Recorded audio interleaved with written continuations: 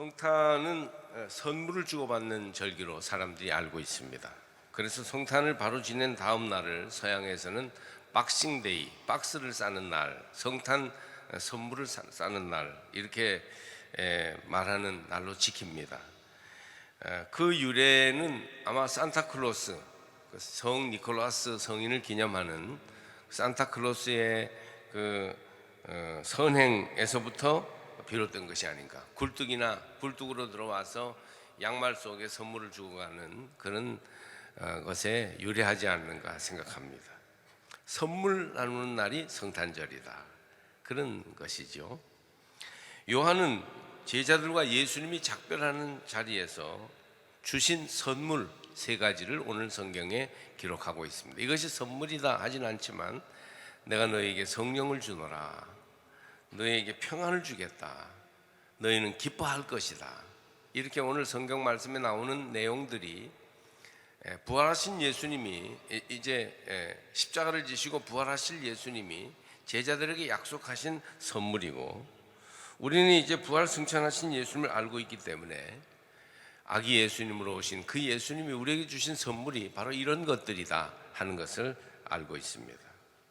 성령의 선물, 제자들 곁을 떠나시면서 모든 것을 가르치고 생각나게 하실 성령을 선물로 주시겠다고 하셨고, 또 세상이 주는 것과는 다른 예수의 평안을 선물로 주시겠다고 하셨으며, 예수님이 아버지께로 가심으로 성령 받아 하늘나라의 소망을 가지고 살게 하심으로 기쁨의 삶을 우리에게 주시겠다, 그렇게 말씀하신 내용이 오늘 요한복음 14장에 기록되어 있습니다. 그래서 이 아기 예수님이 탄생을 기뻐하는 이 절기에 우리에게 주신 하늘의 선물이 무엇일까, 이것을 생각해 보면서 그 선물을 여러분 마음과 생활 속에 회복하시는 날이 되기를 바랍니다.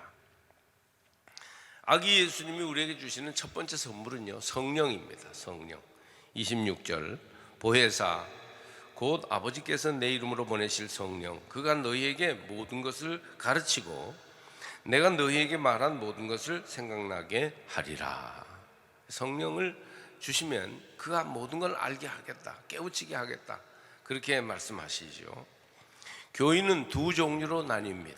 성령 받은 교인과 성령 받지 못한 교인입니다. 믿음도 두 가지로 나뉩니다. 성령 체험한 믿음과 성령 받지 못한 믿음입니다. 그리스도인의 생활도 두 종류로 나누어질 수 있는데, 성령과 함께하는 생활과 성령 없는 생활입니다. 아무리 교양이 있고 학식이 있고 교회 생활에 경험이 풍부하다 해도 성령 받지 못하면 믿음의 은혜와 능력이 없고 성장하지 않으며 열매 맺지 못하는 믿음에 불과합니다. 그러나 예수님은 제자들에게 보혜사 성령을 선물로 주셨습니다. 그리고 예수를 믿고 따르는 모든 이들에게, 거듭난 모든 제자들에게 성령을 부으십니다. 여러분, 선물을 주셨으니 받으십시오. 아직 거듭나지 못했다면 먼저 거듭남의 믿음을 가지고 나서 이 성탄절에 다른 어떤 선물보다 주님이 가르치신 모든 것을 깨닫게 하는 성령을 선물로 받으십시오.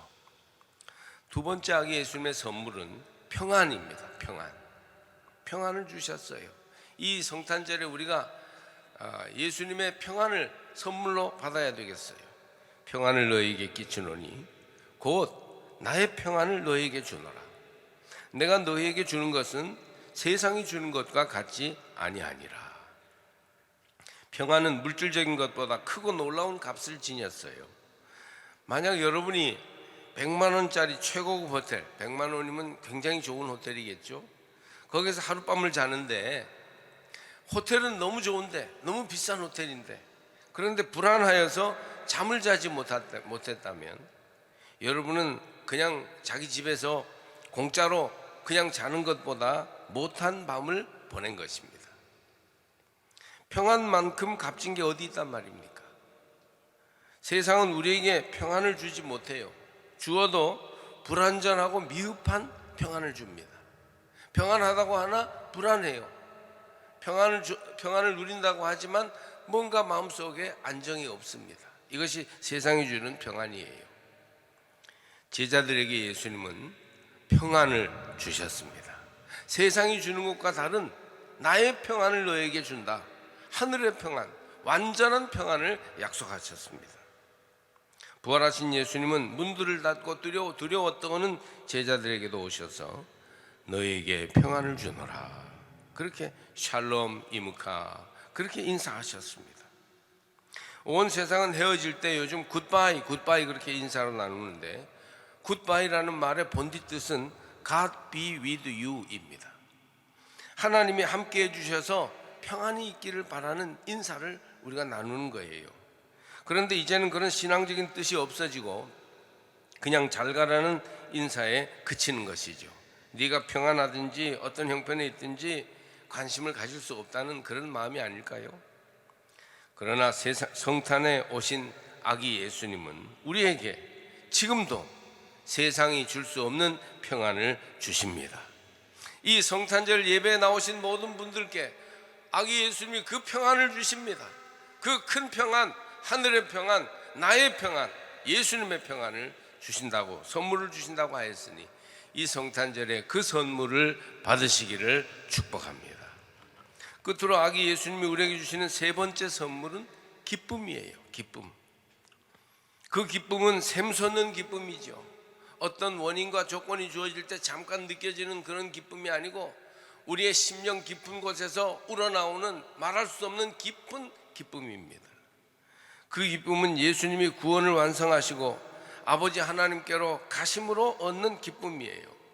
예수님은 성령을 선물로 주시고 하나님 보좌 우편에 앉으셔서 때가 되어 새하늘과 새 땅을 여시는 재림 예수로 오신다고 약속하셨습니다.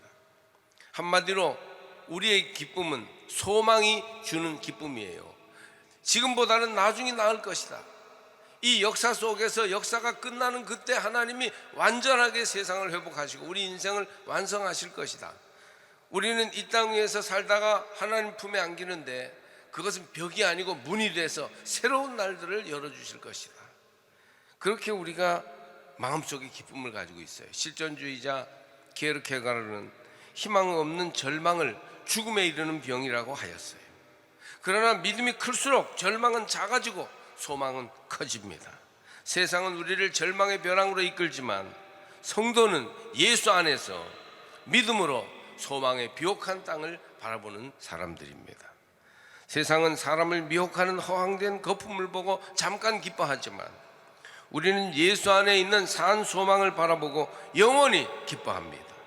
하나님을 사랑하는 자들은 소망을 가지고 그 소망의 빛이 비치면 우리 모두는 어떤 상황에서도 기뻐하게 됩니다. 명작 보물섬이라는 소설로 어린이들에게 큰 기쁨을 주었던 영국의 작가 스티븐스는 자기 묘비에 이런 글을 남겼어요. 나는 기쁘게 살았고 기쁘게 죽는다. 나는 자의로 여기에 눕노라. 기쁨으로 살다가 자기 뜻으로 이제 죽음을 맞이한다는 얘기입니다. 여러분에게도 주님의 주시는 이 하늘의 기쁨이, 그 기쁨의 선물이 항상 넘치시기를 바랍니다. 몇 년 전 연말에 온 세계는 한 가지 소식으로 굉장히 들끓었던 적이 있어요. 그것은 잘생긴 미국 배우 조지 클루니가 친구 14명에게 $1,000,000씩 선물을 나눠주었다는 소식입니다. $1,000,000면요 12억 원 정도 돼요. 조지 클루니 친구들은 친구 잘 둔 덕에 어느 날 연말에 12억 원씩 받았어요. 저도 그런 친구 있었으면 좋겠습니다. 이 14명에게 $1,000,000씩 나눠주면서 12억 원씩 나눠주면서 세금도 다 본인이 지불하고 현찰로 가져가게 했습니다. 자신이 LA에 와서 정착하던 청소년기에 참 힘들었는데 그때 친구들이 없었으면 지금의 부자 배우 클루니는 있을 수 없었기에 은혜를 갚는 마음으로 선물을 준 것입니다. 그래서 그런지 그 후에 조지 클루니는 복을 받아 영국의 인권 변호사하고 결혼해서 쌍둥이를 낳았습니다.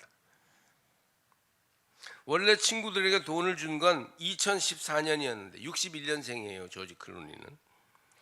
근데 비밀로 하라고 했지만 3년 뒤인 17년 성탄절을 앞두고 밝혀지게 돼서 소문이 났던 겁니다. 우리 예수님은 조지 클루니의 선물보다도 더 크고 값진 선물을 우리에게 주셨어요. 성령을 선물로 주셨습니다. 평안을 선물로 주셨습니다. 소망 가운데 기쁨을 선물로 주셨습니다. 이 선물을 간직한 이들은 한 해를 지나고 우리의 삶에 어떤 불안과 문제가 있더라도 넉넉히 이기고 살 수 있을 줄 믿습니다. 여러분, 이 성탄절에 예수님의 좋은 선물을 받았고 거기에 더하여 칸타타 찬양의 선물도 받게 될 테니 이 안이 기쁘지 아니합니까? 할렐루야. 성령, 평안, 기쁨, 성령 안에서 평안해지고 영원히 기뻐하시는 저와 여러분이 되기를 바랍니다.